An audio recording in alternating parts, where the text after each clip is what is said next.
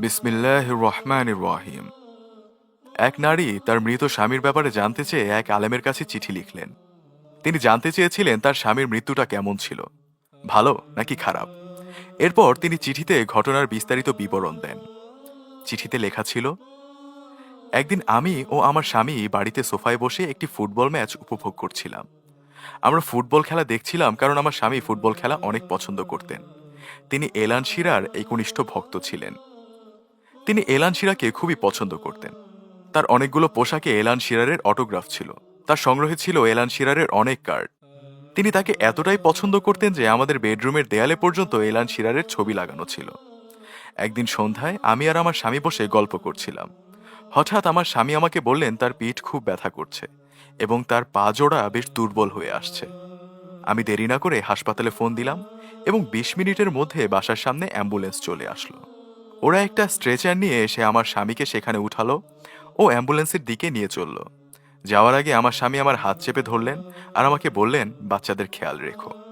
আমি তাকে অভয় দিয়ে বললাম, আর ২০ মিনিটের মধ্যে তুমি হাসপাতালে পৌঁছে যাবে, এরপর খুব দ্রুত বাড়ি ফিরে আসবে।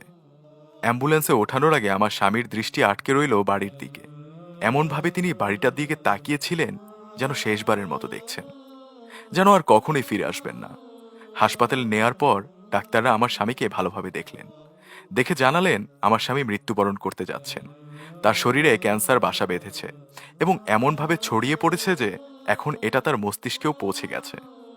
ডাক্তাররা তাদের বিভিন্ন যন্ত্রপাতি আমার স্বামীর শরীরে লাগাতে লাগাতে বললেন, আপনার স্বামী হয়তো আর কিছুদিন বাঁচবেন, হয়তো সপ্তাহখানেক, হয়তো 2 দিন, কিংবা পরবর্তী কয়েক ঘন্টা। তাই এই সময়ের সঠিক ব্যবহার নিশ্চিত করুন। ডাক্তারের কথা শুনে আমি স্বামীর পাশে বসে তার হাত জড়িয়ে ধরে বললাম, বলো লা ইলাহা ইল্লাল্লাহ। সে কিছুই বলল না। আমার স্বামী হঠাৎ জানালার দিকে তাকালেন, তাকিয়ে হাসতে লাগলেন। এত জোরে জোরে হাসতে লাগলেন যে তার হাসির শব্দ শুনে সকল নার্স এবং ডাক্তাররা ছুটে আসলো। যখন ডাক্তাররা কক্ষে প্রবেশ করলো, ঠিক তখনই আমার স্বামী তার দেহের মাঝখানটা অনেকখানি উঁচু করে সজোরে চিৎকার করতে লাগলেন, এলান শিরার, এলান শিরার, এলান শিরার। এর পরপরই তার শরীরে লাগানো মেশিনগুলো বন্ধ হয়ে গেল।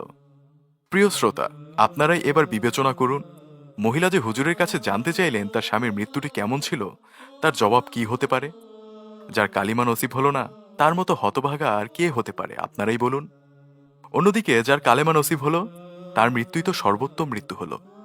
রাসূল সাল্লাল্লাহু আলাইহি ওয়াসাল্লাম বলেন, তুমি যেমনভাবে জীবনযাপন করেছ সেভাবেই তুমি মৃত্যুবরণ করবে।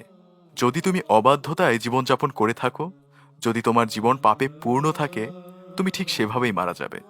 আর তুমি যেভাবে মরবে ঠিক সেভাবেই তুমি পুনরুত্থিত হবে। মহান আল্লাহ আমাদের সকলকে এই গল্প থেকে শিক্ষা লাভ করার তৌফিক দান করুন।